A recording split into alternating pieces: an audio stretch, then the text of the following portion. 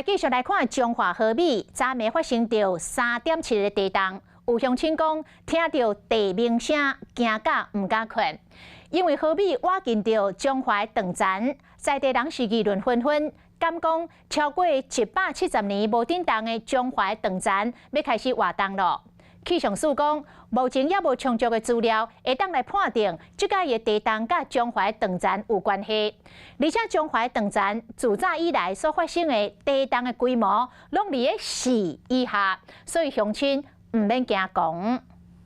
昨9点qua，中华河美店的地面向开始海，在伫门卡口的盆栽，叶啊安尼海来海去。当地民众敢若是听到土口有声音，了后就海一个。然后有那个地鸣的感觉，这好像是新的地震，然后没有在和美过。民众抓准是家己头壳戆，就忙拢一个查，发现竟然是地震，而且震央搁伫河美，惊到暗时唔敢困。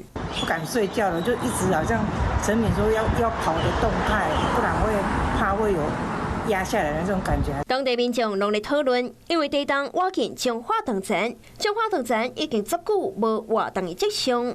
中华断层属于逆断层，为中华河美自路往南探到电中，总共36公里长。离顶边断层的活动已经超过170档。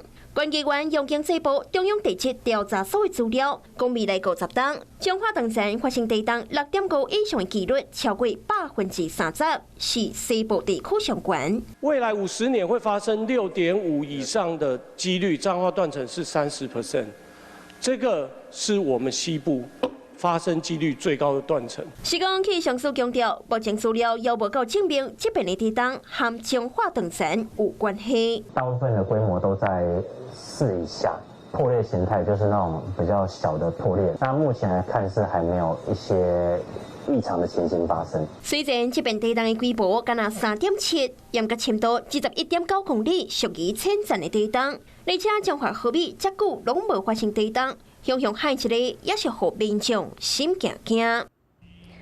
Hello， 我是林纯佩。想要掌握最及时的新闻资讯或是体坛动态吗？赶快按赞、订阅、开启小铃铛，锁定华视新闻的 YouTube 频道。